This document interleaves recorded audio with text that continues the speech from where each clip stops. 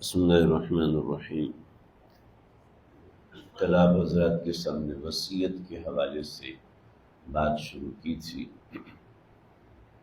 وصیت کرنا صرف مالی معاملات میں ضروری نہیں ہے۔ کل بنیادی طور پر ذکر کیا تھا کہ یہ ضروری ہے کہ کسی کے ذمے مالی معاملات ہیں تو اس کے اوپر 2 راتیں بھی ایسی نہ گزرے اس نے وصیت نہ کی ہو۔ وصیت لکھ کے رکھنا بہت ضروری ہے، اور وصیت کا کوئی ضروری نہیں کہ فارمیٹ ہو، بس اپنے پاس لکھ کے رکھا ہو یہی وصیت ہے۔ لیکن ان مالی معاملات کے علاوہ بھی بہت سی چیزیں ہیں جس کی وصیت لازم ہے۔ بطور مثال قضا نمازیں کسی کے ذمے ہیں تو اپنی قضا نمازیں لکھ کے رکھیں، اتنی نمازیں ادا کر لی ہیں، اتنی نمازیں باقی ہیں، اس کا فدیہ ادا کیا جائے۔ اتنے روزے رکھ لیے ہیں، اتنے روزے رکھنا باقی ہیں، اس کا فدیہ ادا کیا جائے۔ اگر کسی کے ذمے حج فرض تھا اور زندگی میں کبھی حج فرض ہوا ہے اور پھر اس نے حج نہیں کیا تو اس کے ذمے حج لازم ہے، اور ورنہ حج بدل کرانا لازم ہے۔ لہذا اس کو چاہیے کہ لکھے کہ میں اپنی زندگی میں پوری کوشش کروں گا، پہلے حج فرض ہوا تھا، اب اتنے پیسے نہیں رہے کہ حج کر سکیں، لہذا اب اس کے ذمہ ہے کہ وہ حج بدل کروائے، اور اپنے مال میں سے وصیت کرے کہ میرا مال وراثت بعد میں بنے گا، اس سے پہلے حج بدل کروایا جائے۔ آپ صلی اللہ علیہ وسلم کا فرمان ہے، حج کے بارے میں ذکر کروں گا، آپ کا فرمان ہے کہ جس پہ حج فرض ہو اور وہ حج نہ کرے تو چاہے یہودی مرے نصرانی مرے، ہمارا کوئی واسطہ نہیں۔ اتنی سخت وعید ہے۔ تو حج اگر ذمہ ہے اس کی ادائیگی کی وصیت کرے۔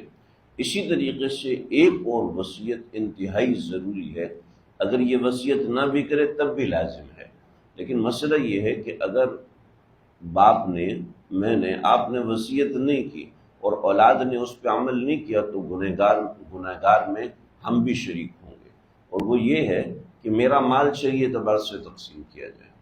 یوصیکم اللہ فی اولادکم للذکر مثل حظ الانثیین، اللہ اولاد کے بارے میں وصیت کرتا ہے، لہٰذا یہ طریقہ کار ہے اولاد میں مال کی تقسیم کاری کا۔ لہٰذا اب اولاد میں مال اس حساب سے تقسیم کرنا فرض ہے، چنانچہ باپ کی ذمہ داری ہے کہ وہ یہ لکھ کے جائے بھی میرا مال شریعت کے مطابق تقسیم ہونا چاہیے۔ اب کسی کو زیادہ دینا چاہتا ہے، کسی کو کم دینا چاہتا ہے، اس کا معاملہ الگ ہے، لیکن یہ لازمی لکھے کہ میرا مال شریعت کے مطابق تقسیم ہو۔ اب بیٹا ہے وہ ضرورت مند ہے، اس نے اپنی بہن کو حصہ نہیں دیا تو اب یہ حرام کھا رہا ہے، حرام بھلے سے ضرورت مند ہے، یہ حرام بہن سے کہتے ہیں مجھے ضرورت ہے، تم سب جانتے ہو تمہارے پاس سب کچھ ہے، میرے پاس کچھ بھی نہیں ہے۔ اب بہن بیچاری منہ بند کر کے بیٹھ جاتی ہے، بھائی کہتا ہے اب چھوٹا بھائی یہ مانگ رہا ہے کیا کروں، چلو چپ کر کے دے دیتا ہے، یہ حرام کھا رہا ہے، حرام کھا رہا ہے۔ اور اس حرام کھانے کے اندر جو باپ دنیا سے چلا گیا وہ بھی شریک ہے، اس نے وصیت نہیں کی کہ اپنی اولاد کو کہے کہ مال شریعت کے مطابق تقسیم کرے۔ شریعت یہ نہیں دیکھتی کہ یہ مالدار ہے، یہ مالدار ہے، وہ غریب ہے لہٰذا اس کو زیادہ دے، نہ، شریعت کہتی یہ بھی بیٹا ہے، یہ بھی بیٹا ہے اور یہ بھی بیٹا ہے، تینوں کو برابر ملنا چاہیے۔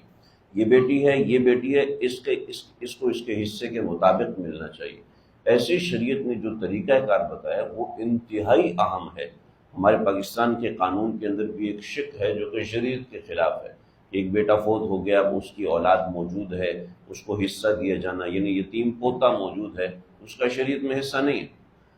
جی شریعت میں حصہ کیوں نہیں، آپ کو زیادہ ہمدردی اپنا حصہ دے دو، شریعت کے امینڈمنٹ کو کیوں تبدیل کرنا ہے؟ یعنی اس طرح کی بہت سی شقیں ہیں جس میں بڑی تفصیل ہے، ضرورت ایک شق جو ہے وہ گھنٹوں پر محیط ہے، اور ایسا نہیں ہے کہ وہ سمجھائی جا سکتی ہے، بتائی جا سکتی ہے، وہ تحریری قوانین ہیں، لیکن بنیادی طور پہ یہ سمجھانا ہے کہ وصیت کر کے جائے کہ میرا مال شریعت کے مطابق تقسیم ہو اور شریعت کے مطابق دیا جائے۔ یہ سب وہ چیزیں ہیں جو کہ لازم اور ضروری ہیں، یہ نفل نہیں ہے کہ چلو کرو تو اچھی بات ہے، نہیں کرو تو کوئی بات نہیں، ایسا نہیں ہے، بلکہ شریعت نے ہمارے ذمہ لازم کیا کہ یہ چیز کرے۔ ایک آخری بات، اپنے زندگی میں بھی اولاد کو سمجھائے اور لکھے بھی، دیکھو میرے مرنے کے بعد میری میت کے اوپر کوئی خلاف شرع کام نہیں کرنا. اگر اولاد کرتی ہے تو وہ اولاد کے ذمے، اس میت کو کوئی گناہ نہیں ہوگا. لیکن اگر باپ نے وصیت نہیں کی، ماں نے وصیت نہیں کی کہ میری میت پہ کوئی خلاف شرع کام نہیں کرنا، تو پھر اس کے گناہوں میں باپ بھی شریک ہوگا، دنیا میں سے گزرنے کے بعد بھی وہ شریک ہوگا. آپ خود سمجھے کہ وصیت کتنی اہم ہوتی ہے. یہ کافی ساری باتیں ہوگی، مغلق بھی ہوگی، لیکن انتہائی ضروری ہے انسان تھوڑا سا کامن سینس لگائے تو سمجھ میں آ جاتا ہے. اللہ سمجھ لے.